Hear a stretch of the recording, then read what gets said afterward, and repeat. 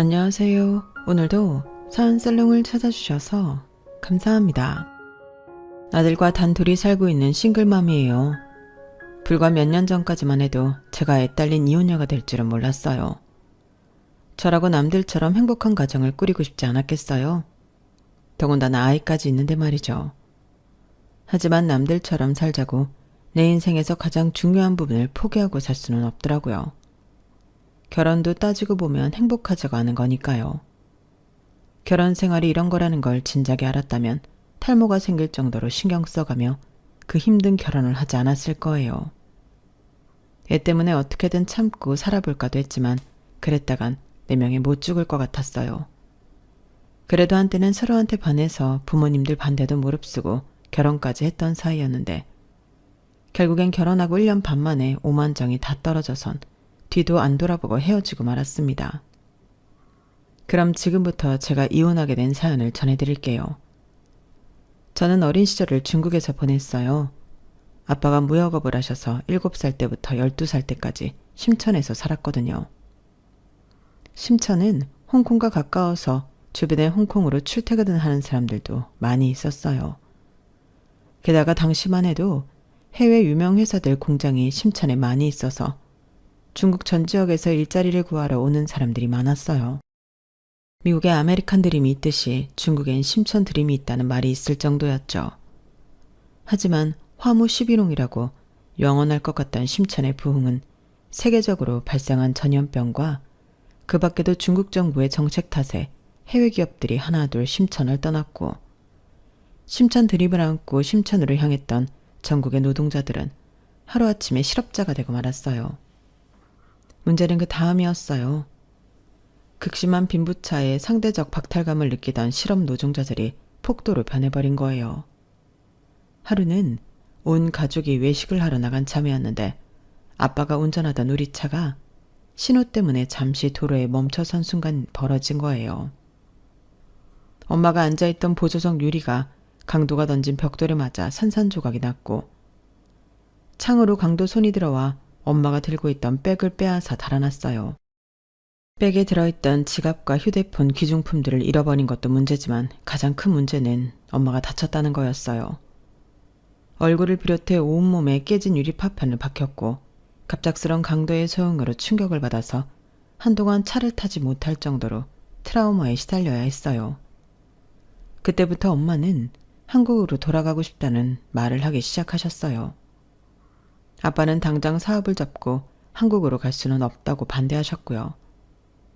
지금껏 부모님이 사소한 말다툼은 있었어도 저희 남매 앞에서 심하게 다투신 적은 없었는데 그때는 정말이지 하루가 멀다 하고 싸우셨어요. 당장이라도 짐을 싸서 한국으로 돌아가려는 엄마를 아빠는 조금만 기다려보면 중국 상황이 나아질 거라고 설득하셨어요. 하지만 아빠의 기대와 달리 시간이 지날수록 치안 상태는 점점 더 안 좋아졌어요. 아파트 출입문은 두꺼운 철문으로 하루 종일 닫아놓았고 아파트 주민들도 아파트에 출입할 때는 경비원들의 삼엄한 검색을 받은 후에야 출입이 가능했어요. 거기다 돈 때문에 아이들을 유괴하는 나쁜 놈들이 많아서 저랑 동생은 밖에서 뛰어노는 건 꿈도 못 꾸게 되었어요. 위치적으로 홍콩과도 가까워서 주말에 홍콩 디즈니랜드로 자주 놀러 다닐 수 있었던 살기 편한 심천이었지만 점점 더 사람 살기 힘든 곳으로 변해버렸어요. 설상가상으로 아빠 사업도 몇 년 사이 많이 어려워져서 더는 그곳에서 버티기 힘들어졌어요. 그렇게 우리 가족은 한국행을 결정하게 되었어요. 중국에서 살 때는 아빠 사업이 그래도 괜찮은 편이어서 부족함 없이 풍족한 생활을 할 수 있었지만 한국에 돌아온 이후에는 이전과는 완전히 다른 상황이었어요. 거기다 한국 물가가 생각보다 높아서 허리띠를 꽉 조여야 했어요. 한국에 들어오면서 운영하던 회사를 정리한 아빠는 전에 함께 일했던 동료의 도움으로 취직을 할 수 있었어요. 회사 대표로 있던 시절과는 비교도 안 될 정도로 월급이 줄었음에도 불구하고 퇴근 시간 이후나 주말에도 업무에 시달려야 했어요. 아빠 혼자 벌이로는 생활이 불가능해서 엄마는 엄마대로 아르바이트를 시작했어요. 살림도 해야 하고 저희 남매도 챙겨야 해서 반타임 정도만 일할 수 있는 김밥집에서 일하게 되셨거든요. 중국에서 오래 살다 보니 한국어보다 중국어가 편했던 동생과 저는 언어 때문에 반아이들한테 놀림도 많이 받았어요. 그래도 중국어를 잘해서 좋은 점도 있었는데 그건 바로 또래들보다 한자를 많이 한다는 거였어요. 제가 초등학교에 다니던 때는 초등학생들 사이에서 한창 한자 능력 시험이 인기였는데 동생과 저는 그런 면에서 많은 덕을 봤어요. 역시 아이들이 적응이 빠르다고 동생과 저는 금세 한국 생활에 적응했어요. 친구를 사귀고 같이 어울려 놀기 시작하면서 한국어도 눈에 띄게 늘었어요.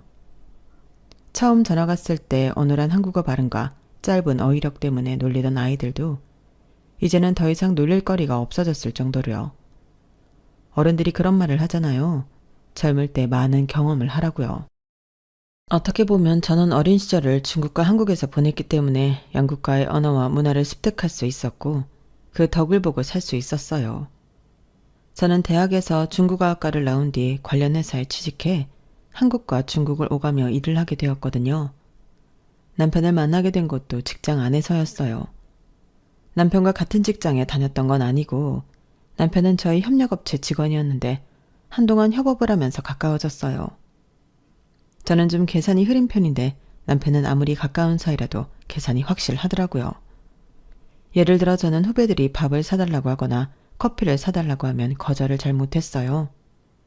그냥 내가 돈 한 번 쓰고 분위기 화기애애하게 끌고 가는 게 낫다고 생각하는 편이었거든요. 그런데 그걸 이용하는 사람들이 꼭 있더라고요. 여러 번 당해주면 호구 잡히는 거라는 건 저도 모르는 게 아니지만 그래도 그렇다고 그런 걸로 얼굴 붉히거나 화를 내기도 좀 그랬어요. 그런데 그걸 본 남편이 자기 일처럼 나서주더라고요. 차미연 씨, 정도껏 하세요. 이주은 대리님이 차미연 씨 먹여 살리려고 직장 다니는 건 아니지 않습니까? 자기 밥은 자기 돈으로 사 먹읍시다. 아니, 내가 뭘 그렇게 인주은 대리님한테 얻어먹었다고 그래요. 그냥 선배니까 후배한테 밥 좀 사달라고 했던 건데 그게 뭐 그렇게 잘못했다는 거예요? 그리고 그걸 왜 임성준 대리님이 따지세요? 혹시 두 분 사귀세요? 그런 거 아니면 협업 끝나고 볼 일도 없는 사람이 왜 끼어들고 난리래? 진짜 웃겨. 먹기 놈이 썩낸다고 후배는 자기 잘못은 생각 않고 저 대신 따져주는 남편한테 오히려 화를 냈어요. 그러면서 사람들 앞에서 우리 두 사람이 무슨 관계라도 되는 것처럼 오해성 발언을 했어요. 저 때문에 아무 관련도 없는 남편이 말도 안 되는 루머에 엮이는 게 미안해서 더는 가만히 있을 수가 없었어요. 그래서 안 되겠다 싶어 제가 한마디 하려고 했는데 남편이 먼저 입을 열었어요. 차미연 씨, 입사 몇 년 차예요? 2년 차인데요. 그건 왜요? 난 또 사회 초년생인 줄 알았는데 오래 일하셨네요. 그런 성격 가지고도. 맞아요. 우리가 협업 끝나면 다시 안 볼 사이긴 하죠. 그래서 이렇게 함부로 소설까지 써가며 논점을 흐리려고 하는 모양인데 그럼 나도 안 볼 각오하고 솔직하게 말할게요. 회사는 차미연 씨 집이 아니에요. 직장에서 만나는 상사나 후배들도 당연히 차미연 씨 가족이 아니고요. 그러니까 함부로 피해주지 말고 함부로 무례하게 굴지 마세요. 여기서 차미연 씨를 위해서 밥값을 내줘야 하고 커피값을 내줘야 하는 사람은 아무도 없어요. 그렇게 공짜가 좋으면 집에 가서 부모님한테 달라고 하거나 형제 자매한테 말해보세요. 공사는 구분 좀 하란 얘기입니다. 그리고 이주은 대리님이랑 내가 사귀냐고 물었죠. 그런 질문도 상당히 무례하고 건방진 질문입니다. 당장 사과하세요. 진정성 있는 사과를 해야 할 겁니다. 그에 따라 상부에 보고할지 말지를 결정할 거니까요. 딱 부러지는 남편의 대응에 후배 직원은 더 이상 아무 말도 못하고 사과를 했어요. 상부에 보고하겠다는 말에 겁을 먹었는지 비굴할 정도로 굽실거리며 머리를 조아리더군요. 남편의 도움으로 상황은 잘 정리가 되긴 했지만 그렇다고 기분이 좋지는 않았어요. 내가 너무 멍청하게만 느껴졌거든요. 내 부하 직원이 잘못한 건데 내가 아닌 타회사 상사가 나 대신 교육을 했다는 게 온전히 내 무능함으로 느껴졌거든요. 사실 어느 정도는 그렇기도 하고요. 그래서 저도 모르게 하루 종일 표정이 굳어 있었던가 봐요.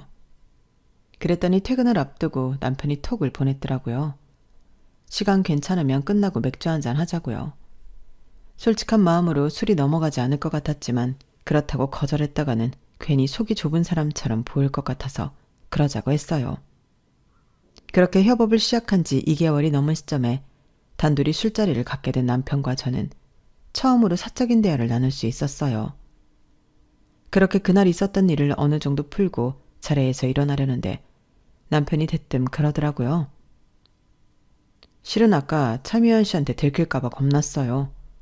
네? 뭐를 들켜요? 제 마음이요. 우리가 사귀는 사이냐고 물었을 때 실은 그랬으면 좋겠다고 속으로 생각하고 있었거든요. 남편의 그 말이 너무 뜬금없기도 하고 어떻게 반응해야 할지도 모르겠어서 아무 말도 못하고 있었더니 남편이 그럴 줄 알았다는 표정으로 말하더군요. 이주연 대리님 성격상 이런 반응을 보일 거라고 예상은 했어요. 지금 속으로 이 남자가 나 가지고 장난하나? 내가 그렇게 만만해 보이나? 이런 생각하고 있죠. 전곡을 찌르는 남편의 말에 역시나 저는 아무 대답도 못했어요. 아까 내가 월권행위를 했다는 거 잘 알고 있어요. 그 점에 대해 이주연 대리님한테 미안하게 생각해요. 그런데 저 원래 남의 일에 끼어들고 그러는 성격 아니에요. 몇 달 동안 저를 봐서 알겠지만 내가 타인을 위해 희생하거나 타인을 위해 총대를 매는 성격이 아닌 건 아시죠? 그런 제가 왜 이번 일에는 내일처럼 나섰을까요? 남자가 남의 일을 내일처럼 받아들이고 총알바지로 나서는 건 딱 한 가지 이유예요. 그 사람이 좋으니까. 그거 외엔 없어요. 주은 씨, 내가 싫은 게 아니라면 지금부터라도 잘 좀 봐줬으면 좋겠어요. 내가 인간미는 좀 떨어져도 내 사람한테는 우리라는 사람이거든요. 혹시 회사 사람들 눈치 보여서 망설여진다면 그럴 거 없어요. 우리가 직장 동료도 아니고 협업 끝나면 우리가 사귀든 결혼을 하든 회사 눈치 볼 일 없잖아요. 그러니까 나 좀 진지하게 봐주세요. 언제 어디서든 말로 상대방을 후드려 팰 수 있는 남자가 그 순간만큼은 제게 잘 보이려고 애교 섞인 말을 쏟아내는 걸 보고 기분이 묘해졌어요. 나와는 정반대 성격이라서 가끔은 부럽기도 하고 때로는 불편하기도 했던 사람이 그날은 왠지 귀엽게만 느껴졌거든요. 그리고 이상하게 그날 이후부터 자꾸 남편한테 눈길이 가고 별거 아닌 남편의 행동들이 제 마음속에 담기기 시작했어요. 그러다 협업이 끝나고 각자의 회사로 돌아간 이후 우리는 정식으로 사귀기 시작했어요. 아무래도 한 공간에 있을 때 교제를 시작하면 어디서고 티가 나도 날 것 같아서 미뤄왔거든요. 제가 좀 소극적이고 예민한 편이라서 남편한테 그렇게 하자고 한 거예요. 남편도 그런 제 뜻을 따라주었고요. 연애를 시작하고는 예상대로 남편이 주도권을 쥐고 만남을 이어갔어요. 저보다 경제관념도 확실하고 매사에 똑 부러진 사람이라서 자연스레 그렇게 됐거든요. 같이 있다 보면 자신도 모르는 사이 상대방을 닮아간다고 남편과 연애를 하면서부터 저도 성격이 조금씩 변해갔던가 봐요. 직장 동료들한테서 성격이 변했다는 말을 종종 듣게 됐거든요. 전에는 다수를 위해 내가 참고 희생하는 부분이 많았다면 남편과 사귀게 된 이후로는 그런 희생이 많이 줄어들었어요. 거기다 약간 흐리던 계산이 전보다는 많이 약아졌고요. 덕분에 전처럼 남한테 억울한 일을 당하는 일은 많이 사라졌어요. 따지고 보면 이게 다 남편 덕분인 셈이었죠. 하지만 남편과 연애가 좋은 점만 있었던 건 아니에요. 솔직히 데이트를 할 때마다 이렇게까지 해야 하나 싶을 정도로 불편한 점이 많았거든요. 처음 사귀기로 했던 시점에 동의했던 부분이라서 따르긴 했지만 좀처럼 익숙해지지 않을 것들이었어요. 그건 바로 데이트 비용이었어요. 주은 씨, 우리 데이트 비용 말이야. 만날 때마다 각출할까? 아니면 데이트 비용 통장을 만들까? 난 데이트 비용 통장이 편할 것 같은데 어떻게 생각해? 제가 그동안 연애를 안 해본 건 아니지만 한 번도 데이트 비용 통장을 따로 만들어서 써본 적이 없어서 그런 개념 자체가 좀 낯설었어요. 그래도 남편이 워낙 확실한 걸 좋아하는 사람이니까 하는 게 낫겠다 싶었어요. 그때까지만 해도 만나서 밥 먹고 차 마시고 하는 돈을 한 번에 데이트 비용 카드로 계산하나 보다 생각했는데 이게 웬걸? 그 정도가 아니더라고요. 주은 씨가 마신 음료가 6,400원이지? 나는 아아 마셨으니까 4,200원. 그럼 주은 씨가 2,200원 더 썼네? 참, 데이트 비용 내역서는 각각 정리하는 걸로 할까? 혹시라도 나중에 서로 기억이 달라서 문제될지도 모르니까 말이야. 그럼 오늘 쓴 돈 주은 씨도 정리해도? 이렇게까지 꼼꼼하게 정리해서 더 쓰고 덜 쓴 걸 따지는 줄은 몰랐어요. 매달 통장 내역 정리를 할 때 덜 쓴 사람한테 덜 쓴 만큼 차액을 현금으로 돌려주는 것까지 끝나야 그달 데이트 비용 정산은 끝이 나곤 했어요. 매달 이런 방식으로 돈가리를 하다 보니 뭐랄까 만나서 뭘 하는 게 귀찮다는 생각이 들 때도 있었어요. 그냥 마음 편히 데이트에 집중하고 싶다는 생각이 들 정도로 말이죠. 이런 불편함에도 불구하고 나머지 부분은 딱히 불만이 없었어요. 남편은 생산적인 일을 좋아하는 사람이라서 함께 있으면 저도 덩달아 발전하는 기분이 들었거든요. 매사에 성실하고 약속 시간도 칼같이 지키는 사람이라서 그런 점도 마음에 들었고요. 딱 하나 금전관리 부분이 좀 거슬리긴 하는데 뭐 어쩌겠어요. 세상에 완벽한 사람은 없는걸요. 일찍 결혼한 친구들 얘기를 들어봐도 차라리 금전적으로 확실한 남자가 낫다는 말을 많이 하더라고요. 예, 내 남편은 지랑 나랑 똑같이 버는데도 매번 자기 집에 돈을 더 써야 하는 것처럼 말한다. 우리 집은 제사도 안 지내는데 매번 시댁에서 제사 지낼 때마다 제사 비용 보내드리라고 그러질 않나. 내 조카들 입학 졸업식 땐 입 싹 닦다가 자기 조카 졸업할 때는 선물로 노트북을 사주자고 그러더라니까. 그러면서도 너무 당당해. 너무 어이없지 않니? 그런 남자들에 비하면 네 남자친구는 개념 있는 사람인 거야. 물론 연애할 때는 좀 야박하게 느껴질 수도 있겠지만 결혼해서 내 남자가 됐을 땐 훨씬 그게 낫다니까. 친구 얘기를 들어보니 맞는 말인 것 같았어요. 결혼하면 어차피 공동재산이 되는 건데 확실한 게 흐린 것보단 낫겠다 싶었거든요. 그래서 금전적인 문제는 오히려 가볍게 취급하고 넘어가게 되었어요. 나중에 이 문제가 어떤 결과를 불러올지 그땐 까맣게 몰랐거든요. 둘 사이에 결혼 얘기가 나오고 얼마 뒤 양가 부모님께 말씀드렸어요. 둘 다 결혼 정년기이기도 했고 안정된 직장도 있었기 때문에 처음엔 반대 없이 진행이 잘 되는가 보다 생각했죠. 그런데 남편이 저희 집에 인사를 드리고 간 이후 저희 아빠가 제 결혼을 탐탁치 않게 생각하시더라고요. 이유는 남편 성격 때문이었어요. 사내 녀석이 소갈딱지가 완전 쫌팽이야. 너 저런 놈이랑 결혼하면 평생 짜잘한 잔푼돈 때문에 신랑이하며 살아야 돼. 남자는 남자가 잘한다고 저런 놈은 안 돼. 그러니까 아빠 말 들어. 아빠, 어떻게 사람을 한 번 보고 판단을 해? 그리고 돈 문제에 예민한 건 시간이 지나면 차차 나아질 수 있는 거잖아. 그게 뭐 그렇게 중요하다고 그래? 이 녀석아, 사람 성격은 고칠 수 있는 게 아니야. 지금이야 눈에 콩깍지가 씌어서 못 느끼는 거지. 한번 살아봐라. 뭐가 제일 거슬리고 널 힘들게 할지. 그러니 아빠 말 좀 들어. 평소엔 제 말이라면 다 들어주시는 아빠였지만 그때는 이상하게 느껴질 정도로 고집을 부리시며 결혼을 반대하셨어요. 그 바람에 아빠 눈에 잘 들기 위해 아빠한테 선물도 많이 해드리고 아빠와 남편이 얘기를 나눌 수 있는 술자리도 자주 잡아가며 노력을 했어요. 처음엔 남편한테 눈길도 안 주시던 아빠는 조금씩 저와 남편의 노력을 봐주시기 시작했어요. 반년 넘게 아빠한테 공들인 이후에야 가까스로 결혼 허락을 받을 수 있었어요. 그 기간 동안 따로 들어간 제 돈만 해도 수백이라는 게 문제였지만요. 아빠는 남편이 사다 드린 선물들이 남편 주머니에서 나온 돈인 줄 알고 계셨지만 고스란히 제 통장에서 나간 돈으로 사드린 거였으니까요. 아무튼 큰 돈을 들이고서야 하게 된 결혼은 그나마 순조롭게 흘러갔어요. 평소 데이트할 때와 같은 방식으로 결혼 비용도 똑같이 부담해서 집을 구하고 살림을 채우고 예식 장비랑 청첩장, 스드메 비용을 처리했어요. 남편이 워낙 금전적인 부분에 있어서는 확실한 사람이라 할인도 많이 받고 허투루 나갈 돈도 많이 절약할 수 있었어요. 거기까진 좋았는데 신혼여행지에 도착하자마자 생각지도 못한 결혼 비용 문제로 얼굴을 붉히게 됐지 뭐예요. 자기야, 이 내역서는 뭐야? 아, 그거 자기가 추가로 내야 할 금액이야. 자기도 알다시피 자기 웨딩드레스 비용이 내 턱시도 렌트 비용보다 훨씬 비쌌잖아. 거기다 헤어 메이크업 비용도 그렇고. 그래서 추가분 정리해둔 거니까 내 통장으로 입금해줘.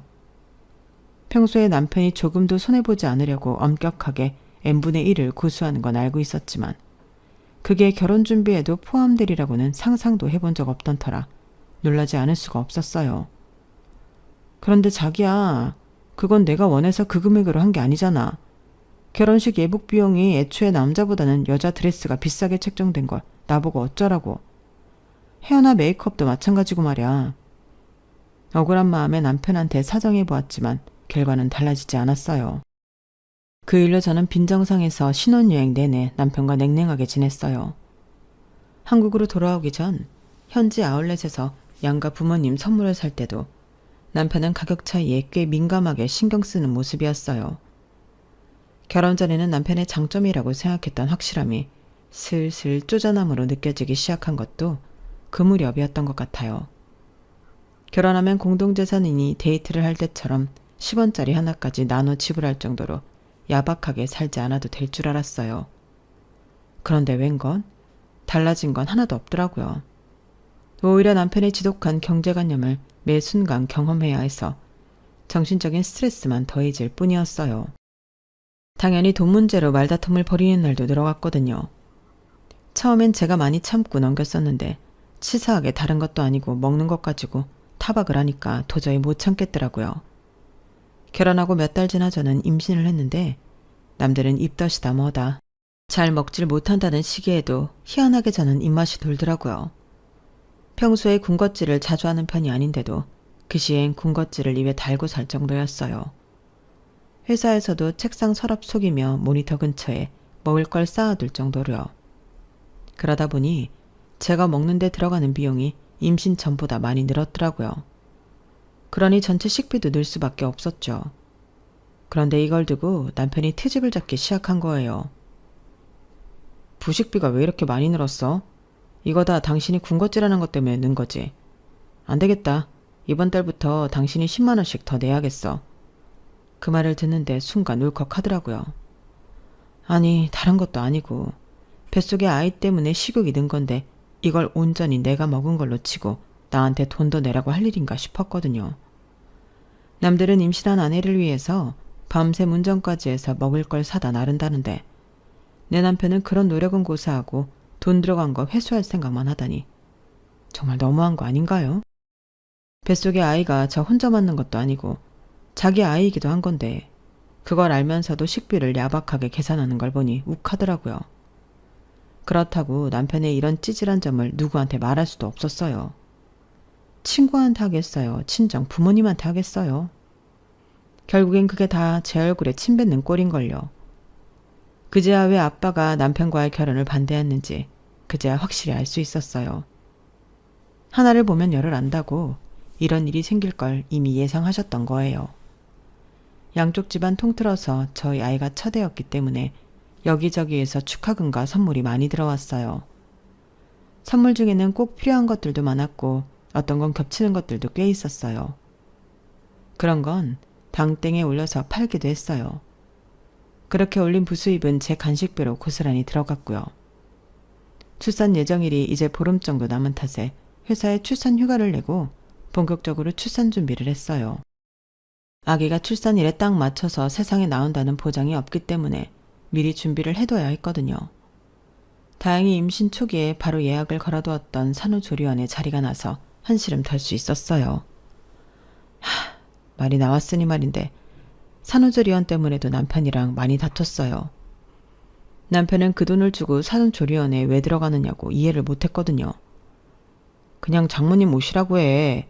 산후조리야 집에서 하면 되지 뭐하러 거길 들어가겠다고 그래. 한두 푼도 아니고 가격이 완전 호텔 스위트룸 비용인데 말이야. 우리 엄마가 시간이 어딨어. 그리고 왜 우리 엄마한테 떠넘기려고 그래. 옆에서 산후조리 돕는데 힘이 얼마나 드는지 알아? 그 힘든 걸 왜 우리 엄마한테 시키냐고. 난 싫어. 알았어. 그럼 우리 엄마한테 해달라고 그럴게. 그럼 됐지? 뭐? 당신 제정신이야? 어떻게 시어머니한테 산후조리를 해달라고 그래? 입장 바꿔 생각해보라고. 당신이라면 우리 아빠가 당신의 입을 속옷 빨아주고 아침 저녁으로 밖에서 갖다 바치면 마음이 편하겠어? 당신이 보는 앞에서 집안 청소에 빨래 5만 가지 집안일까지 다 하는데 마음 편히 앉아서 보고 있을 수 있느냐고. 없지? 그럼 나는 어떻게 했어? 출산으로 몸까지 온전치 않은데 마음까지 불편할 게 뻔하잖아. 누군 비싼 돈 들여가며 조리원에 가고 싶은 줄 알아? 그래도 어쩔 수 없으니까 그러는 거 아니냐고. 솔직히 매번 당신이 나만 보면 돈돈거리는데 그럴 때마다 얼마나 스트레스 쌓이는 줄 알아? 먹는 거 하나, 입고 쓰는 거 하나까지 당신 나한테 따박따박 돈 다 받고 있잖아. 뱃속에 애가 들어있는데 평소보다 많이 먹는 건 당연한 거 아니야? 임신해서 몸이 불었으니까 몸에 맞는 옷도 사야 되는 거 아니냐고. 그런데도 항상 나한테 부담하라고 강요하잖아. 내가 밖에서 혼자 애 만들어 온 거야? 아니잖아. 근데 어쩜 사람이 이러냐고.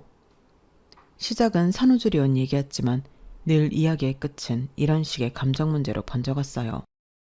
임신하고 남편한테 서운한 게 많았던 탓에 누가 툭 치기만 해도 그간 서러웠던 일들이 본물 터지듯 쏟아 나왔거든요. 임신으로 호르몬 이상이 생겨 감정 절제가 안 되기 때문인지도 모르겠지만요. 아무튼 전보다 많이 예민해진 저는 사소한 걸로 남편과 말다툼을 벌이는 일이 많아졌고 그건 내적으로도 많은 변화를 가져왔어요. 남편에 대한 좋은 기억이나 장점이라고 느껴왔던 것들이 온통 단점으로 가려지기 시작했거든요. 남편의 행동 하나하나가 치사하고 치졸하게 보이니까 인간 자체에 대한 애정이 사라지더라고요. 그리고 얼마 뒤 그런 변화에 확실하게 방점을 찍는 사건이 벌어지고 말았어요. 출산 예정이 이틀 전에 아들을 출산한 저는 예약해둔 조리원에서 산후조리를 했어요. 조리원 비용을 양가 부모님이 반반 부담해 주신 덕분에 그곳에 있는 2주 동안은 마음 푹 놓고 지낼 수 있게 됐거든요. 남편도 자기 돈 들어가는 게 아니다 보니 전과 달리 별말이 없더라고요. 그렇게 2주간 산후조리를 마치고 집에 돌아갔는데 그날 밤 남편이 그러는 거예요. 산후조리원 말이야. 확실히 비싼 값을 하긴 하더라. 그치? 아무래도 그렇지. 돈만 있으면 한 일주일 더 있다 나오고 싶더라니까. 그래서 말인데 당신도 2주 동안 쉬다 왔으니까 이번엔 나도 좀 쉬고 올게. 회사에 연차 남은 거랑 합해서 휴가를 냈거든. 한 일주일 호캉스 하면서 푹 쉬다 오려고. 순간 제가 뭘 잘못 들은 줄 알았어요. 이런 시기에 호캉스라뇨. 당신 그게 무슨 말이야? 호캉스를 가겠다고? 지금 이 시기에? 오, 당신도 쉬고 왔잖아. 그러니 이제 내 차례지. 조리원비가 5성급 호텔 스위트룸 가격이니까 나도 그 정도 금요로 가도 되지? 아, 당신 없는 동안 먹는 것도 부시라고. 이래저래 힘들었는데 이참에 룸서비스 먹으면서 호텔 패키지 제대로 즐겨야겠어. 쉬는 동안 전화 연락도 싹 다 끊고 디지털 디톡스도 할 생각이야. 아, 간 김에 호텔 짐에서 몸도 좀 만들어야겠다. 어때? 내 계획 죽이지. 그때까지만 해도 이 인간이 장난을 치는 거라고 생각했어요. 그런데 다음날 눈을 떠보니 남편이 없더라고요. 토요일이라서 출근을 한 것도 아닐 텐데 말이에요. 그런데 몇 번이나 남편한테 전화를 걸었는데 도통 전화를 받지 않더라고요. 아직 몸도 온전치 않은 상황에 아기 젖도 물려야 하고 저도 밥을 챙겨 먹어야 해서 남편의 부재에만 매달려 있을 수만은 없어서 일단 몸을 움직였어요. 그런데 그때 제 휴대폰으로 카드 사용 알림 문자가 온 거예요. 제 명의의 카드로 땡땡 호텔에서 1,000만 원이 넘는 금액이 결제됐더라고요. 그걸 보자 보이스피싱이나 카드 사이킹이 아닐까 하는 생각이 들었어요. 그래서 일단 지갑에 들어있는 제 카드부터 찾아봤는데 없더라고요. 딱 그 카드만 사라지고 없는 거예요. 그렇다면 이건 해킹이 아니라 누군가가 내 카드를 습득해서 땡땡 호텔에서 고액을 긁었다는 얘기였어요. 당시엔 어떻게든 결제를 막아야 한다는 생각에 카드사에 전화해 신고부터 했어요. 그렇게 신고를 하고 1시간쯤 지났을까요? 그렇게 연락이 닿지 않던 남편이 전화를 했더라고요. 남편 목소리를 들으니 순간 짜증이 확 났는데 글쎄 남편이 오히려 더 화를 내지 뭐예요. 당신이 카드사에 연락해서 결제 취소했어? 당신이 돈 한 카드로 신고했냐고. 아이씨, 당신 때문에 내 꼴이 웃어졌잖아. 뭐야 그럼. 내 카드 훔쳐서 땡땡 호텔에서 결제한 게 당신이었어? 미친 거 아니야? 그러자 남편은 당연하다는 듯이 그러는 거예요. 내가 어제 말했잖아. 호캉스 갈 거라고. 긴 말 필요 없고 당장 카드사에 전화해서 해결해. 내 휴가 망치지 말고 제대로 해결하라고. 카드 도난 신고를 받은 호텔 측이 경찰에 신고를 하면서 남편은 근처 지구대로 끌려간 상태였어요. 제가 카드사에 전화만 넣으면 쉽게 해결될 일이긴 했지만 솔직히 그러기 싫더라고요. 그래서 일부러 시간을 끌고 연락을 안 했어요. 어디 한번 당해보라는 심보였죠. 결국 그날 남편은 호텔에 있는 경찰서에서 하룻밤을 보내게 되었어요. 그리고 다음 날이 돼서야 카드사에 연락해 상황을 수습해 주었죠. 그랬더니 이 인간이 집에 오자마자 아주 난리를 치더라고요. 너 미쳤어? 너 때문에 내가 무슨 꼴을 당했는지 알기나 해? 그걸 내가 알아야 해? 그러게 남의 카드는 왜 훔쳐서 난리야. 당신이 범죄를 저질렀으면 거기에 대한 벌을 받는 건 당연한 건데 누구한테 큰 소리냐고. 적반하장도 유분수지. 그러자 남편은 되려 황당하단 표정으로 떠들어댔어요. 야, 솔직히 너도 2주 동안 쉬다 왔잖아. 넌 시설 좋은 조리원에서 즐길 거 다 즐겨놓고 나는 그러면 안 된다는 것 자체가 차별 아니냐? 애 낳는 게 뭐 그리 힘든 거라고 오지게 생색이나 내고. 솔직히 요즘엔 의술도 좋아서 무통주사 맞으면 고통 없이 애 낳을 수 있잖아. 그런데 뭘 그렇게 애 낳는 게 힘들다고 말끝마다 생색이냐? 나도 그 힘든 군생활하면서 청춘 바쳤지만 그렇다고 너처럼 생색내거나 주변에서 대접받은 적도 없어. 그러니까 이번엔 네가 즐긴 만큼 나도 호캉스 즐기겠다는 건데 그게 뭐가 나빠? 정말이지 말도 안 되는 궤변을 늘어놓는 남편을 보니 한숨만 나더라고요. 그래, 100번 양보해서 호캉스 가는 거 터치 안 할게. 그런데 왜 당신 호캉스 가는데 내 카드로 결제를 해? 당신 좋자고 쓰는 거면 당신 돈으로 하는 게 맞잖아. 나한테 늘어난 부식비 하나까지 다 받아내면서 왜 당신은 내 돈을 멋대로 쓰느냐고. 야, 너는 양가 부모님한테 돈 받았잖아. 원래 네 돈으로 써야 할 조립이 부모님들한테 다 받고 마음 편히 2주 동안 쉬다 왔으면 양심적으로 내 호텔비는 네가 내줘야 하는 거 아니냐? 너는 실컷 쉬고 와서 나보고는 호캉스 한다고 뭐라고 할 처지는 아니지 않나? 남편은 정말이지 철딱선이 없는 소리를 이어갔어요. 출산을 하고 조리원에서 몸을 회복하는 과정을 쉬다 왔다고 표현하는 사람이라니. 그동안 내가 남편을 잘 모르고 살았구나 싶더라고요. 게다가 출산한 아내처럼 자기도 똑같이 쉬겠다며 와이프 카드로 인류 호텔비를 결제하는 남자라니. 이보다 최악의 남자가 세상에 있을까요? 결국 이런 남자랑은 더 길게 얘기할 필요가 없을 것 같아서 양가 부모님을 불렀어요. 와서 상황 얘기를 전해들으신 양가 부모님은 다들 눈에서 싸늘한 냉기가 흘렀어요. 당신 아들의 황당한 요구가 창피하셨던 아버님은 옆에 있던 쿠션을 들어 제 남편한테 던지셨어요. 에라 이 미친놈아, 네가 제정신이냐? 네 자식이 태어났는데 정신 못 차리고 여전히 이기적으로 굴어? 며느리가 놀려고 조리원에 들어갔냐? 어쩜 그렇게 이기적이고 생각이 짧아. 당장 사과해. 사과 안 하고 뭐해? 아빠, 내가 뭘 잘못했다고 그래. 솔직히 저 사람 2주 동안 쉬고 온 거 맞잖아. 여자라면 누구나 하는 출산인데 그게 무슨 대수라고 그러냐고. 여자는 출산하고 남자는 군대 가고 각자 나눠서 하는 건데 뭘 그렇게 생색이 난 말이야. 그러자 가만히 참고 있던 저희 아빠가 죽일 듯 노려보며 소리쳤어요. 그래, 그 호텔비 내가 내주마. 대신 넌 앞으로 내 손자에 대해 아무런 권리도 주장하지 마라. 부모가 돼서는 자식보다 지 몸 편한 게 우선이라면 부모 노릇할 자격이 없는 거지 뭐.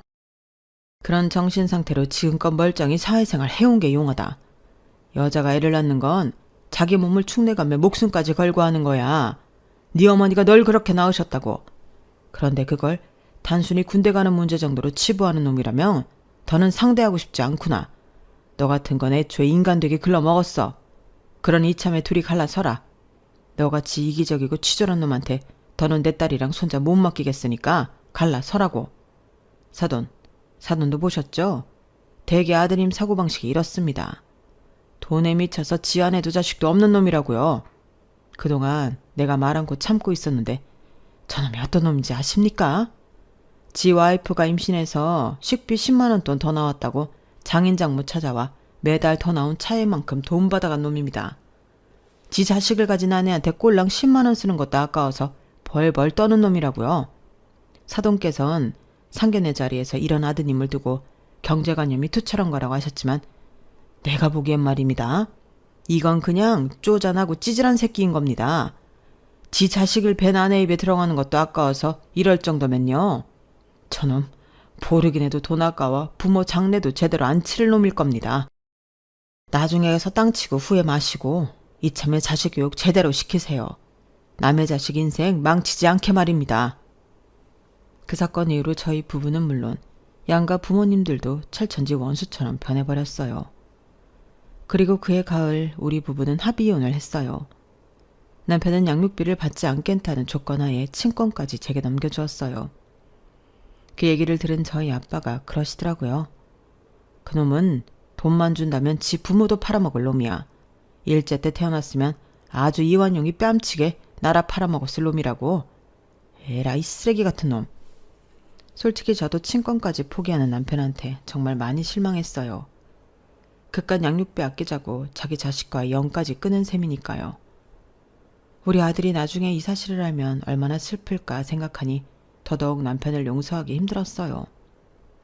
그래서 이렇게 사연까지 보내게 된 거고요.